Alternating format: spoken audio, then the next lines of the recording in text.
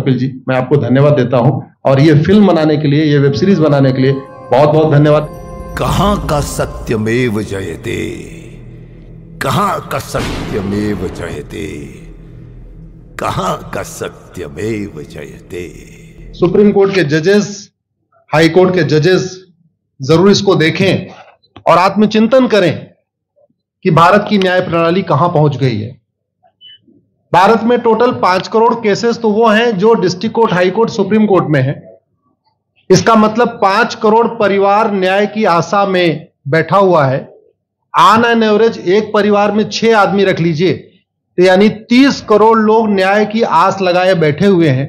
30 करोड़ का मतलब एक अमेरिका, 30 करोड़ का मतलब 15 ऑस्ट्रेलिया, 30 करोड़ का मतलब 7 कनाडा, 30 करोड़ का मतलब 1.5 ब्राजील। इतने लोग भारत में न्याय की आस में बैठे हुए हैं। और ये 5 करोड़ केस तो वो हैं जो district court, high court, supreme court में है। इसके पैरेलल हमारे देश में एक और जुडिशियल सिस्टम है, उसको कहते हैं तहसीलदार, एसडीएम, एडीएम, डीएम, कमिश्नर, जहां पे चकबंदी के मुकदमे चलते हैं। वो इस 5 करोड़ में काउंटेड नहीं है। जो तहसीलदार के यहां मुकदमा होता है, एसडीएम के यहां मुकदमा होता है, एडीएम के यहां होता है, डीएम के यहां होता है, चकबंदी अधिकारी जिसको सीओ कहते हैं, डीडीसी कहते हैं, एसओसी कहते हैं, वो एक इसके पैरेलल में है और 5 करोड़ मुकदमे वहां पे भी चल रहे हैं। इसका मैं लाइव एग्जांपल देना चाहूंगा भारत की ब्लैक जस्टिस सिस्टम का। 1985 में जौनपुर में एक 10 बीघे जमीन का मुकदमा शुरू हुआ था। अभी वो सबसे नीचे पायदान पे है, जिसको कहते हैं चकबंदी अधिकारी। 1985 में मुकदमा शुरू हुआ, 2023 आ गया, लगभग 37 साल बीत चुके। 37 साल में यह नहीं तय हो पाया कि असली विल कौन सी है। 2 लोगों ने क्लेम किया, वो कह रहे हैं मुझे विल मिली है, वो कह रहे हैं मुझे विल मिली है। 37 साल में यह नहीं डिसाइड हो पाया असली विल किसकी है। अगर मान लीजिए आज डिसाइड हो जाए तो सीओ के बाद एसओसी, एसओसी के बाद डीडीसी, डीडीसी के बाद हाई कोर्ट, हाई कोर्ट के बाद सुप्रीम कोर्ट, यानी अभी 35 साल और लगेगा, 70 साल लगेगा। सेकंड जनरेशन मुकदमा लड़ रही है, ऑलरेडी सेकंड जनरेशन मुकदमा लड़ रही है और इसी स्पीड से काम हुआ तो मुझे लगता है थर्ड जनरेशन आके मुकदमा जाके तब जाके सुप्रीम कोर्ट पहुंचेगा। दूसरा एग्जांपल, एक ग्लेरिंग एग्जांपल आपको देता हूं।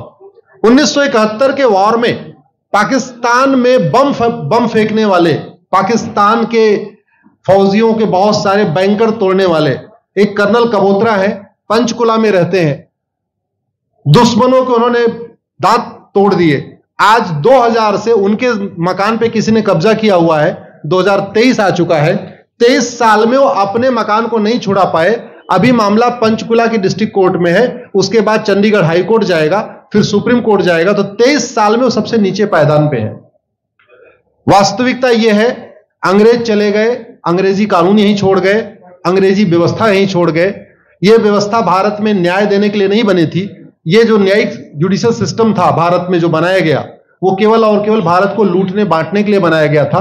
क्योंकि कानून वही चल रहा है, जुडिशियल सिस्टम वही चल रहा है, इवन हमारा ड्रेस भी वही चल रहा है। अंग्रेज काले कपड़े पहनते थे, हम भी काले कपड़े पहनते हैं। अंग्रेज जून के महीने में उनको गर्मी लगती थी तो 1 महीने छुट्टी करके इंग्लैंड चले जाते थे। आज भी हमारा हाई कोर्ट, सुप्रीम कोर्ट पूरे मई जून बंद रहता है। अंग्रेजों को क्रिसमस के टाइम में दिसंबर में छुट्टी मनाना जाना होता था, 1 महीने छुट्टी कर चले जाते थे। आज भी हमारी हाई कोर्ट, सुप्रीम कोर्ट दिसंबर में, क्रिसमस के टाइम में 15 दिन 20 दिन बंद हो जाती है। तो सोच वही है, किताबें वही है, व्यवस्था वही है, कानून वही है, तो स्वाभाविक सी बात है जस्टिस होगा कहां से? जस्टिस कैसे होगा? हम 2023 में 1860 का इंडियन पिनल कोड लेके घूम रहे, 1861 का पुलिस एक्ट लेके घूम रहे, गवाहों के बयान 1872 के कानून से हो रहे। हमने सब कुछ वर्ल्ड क्लास कर लिया, लेकिन अपने जस्टिस सिस्टम को कंपेयर करने की कोशिश ही नहीं किया। जितने में एक एयरपोर्ट बनता है, एक एयरपोर्ट बनाने में 25,000 करोड़ की लागत आती है। अगर हमारी सरकारों ने एक एयरपोर्ट की कीमत जुडिशियल सिस्टम पे खर्च कर दिया होता तो हमारी न्यायिक व्यवस्था अच्छी हो गई होती। आज घटिया, चूंकि अकाउंटेबिलिटी नहीं है, जुडिशियल सिस्टम में कोई अकाउंटेबिलिटी नहीं है। किसी के साथ न्याय हो जाए, अन्याय हो जाए, कोई फर्क नहीं पड़ता। निर्दोष को जेल हो जाए, जज की कोई अकाउंटेबिलिटी नहीं। दोषी को बेल हो जाए, जज की कोई अकाउंटेबिलिटी नहीं। लाखों लाख लोग जेल में सड़ रहे हैं, लाखों धोखेबाज भ्रष्टाचारी बाहर घूम रहे हैं, मूल कारण है ब्लैक जस्टिस सिस्टम। आपने बहुत अच्छा आपने इस पे वेब सीरीज बनाया है, और इस देश में world class airport, world class highway, world class shopping mall, सब कुछ वर्ल्ड क्लास बना लिया। इनफैक्ट अपना मोबाइल का डेटा सुरक्षित रखने के लिए हमारे सांसद, विधायक, जज आईफोन भी यूज करते हैं, अमेरिका का आईफोन यूज करते हैं हमारा डेटा सुरक्षित हो जाए।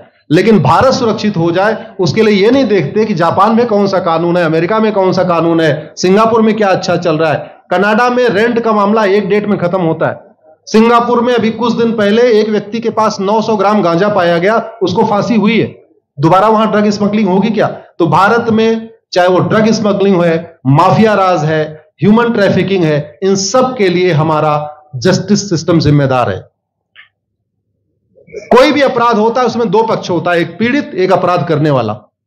जो पीड़ित होता है वो चाहता है जल्दी उसको न्याय मिल जाए, अपराध करने वाला चाहता है मुकदमा लंबा चले।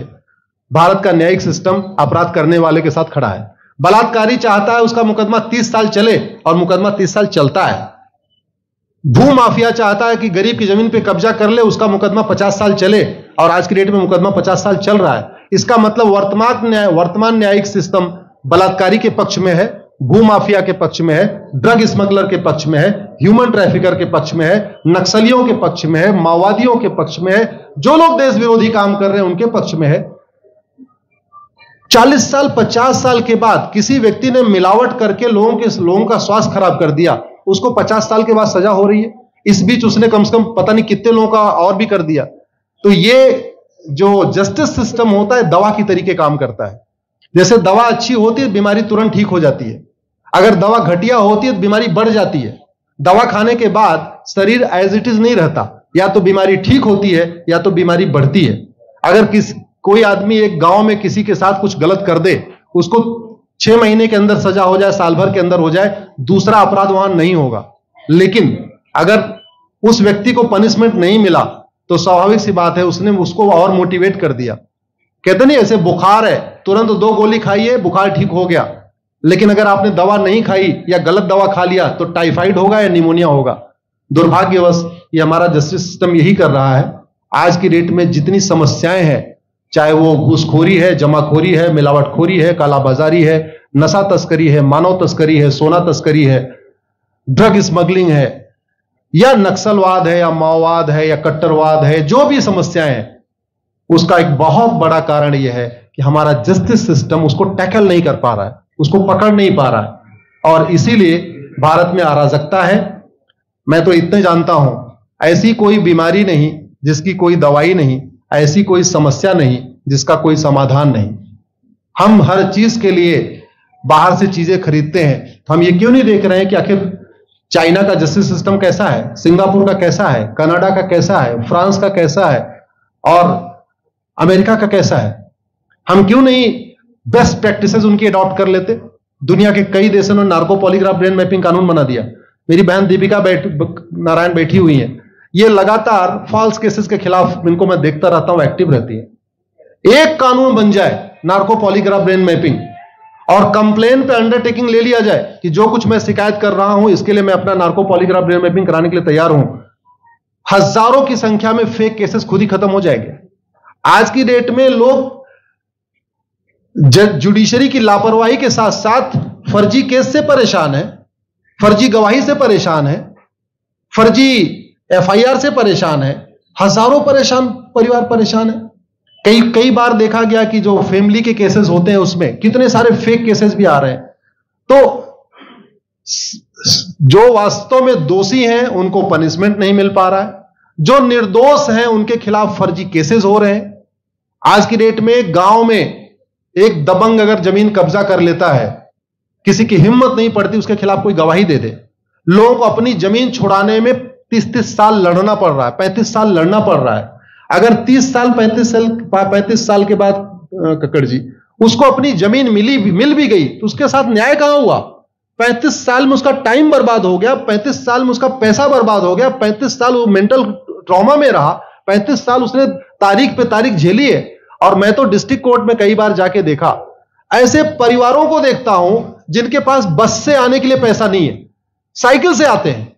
ऐसे परिवारों को देखता हूं जो चाय नहीं पी सकते अपने पैसे से, बेचारे घर से रोटी बांध के और अचार लेके आते हैं, लेकिन वहां मजबूरी में वकील को पैसा देते हैं। तो हमारी कोर्ट कचहरी वास्तव में दलाली का अड्डा बन गया है। हमारी कोर्ट कचहरी भ्रष्टाचार का अड्डा बन गया है। और मैं दुख के साथ कहना चाहूंगा, अदालतों में न्याय हो नहीं रहा है, बल्कि न्याय बिक रहा है। जिनके पास पैसा है, वो उन्होंने कितना बड़ा क्राइम किया हो, मर्डर किया हो, रेप किया हो, उनको जमानत हो रही है। और जिनके पास नहीं है, वो बेचारे जेल में सड़ रहे हैं। कई बार तो देखा गया, मैंने मेरे मर्डर किया एक्स अनंत सिंह ने, लेकिन एक्स अनंत सिंह बाहुबली थे, उन्होंने थानेदार को 20 लाख रुपए दिया, वो वाई अनंत सिंह को लेकर जेल में डाल दिया, नाम वही है। अब उसके बाद क्या हुआ, 20 साल मुकदमा चला और फिर सबूत के अभाव में छूट गया।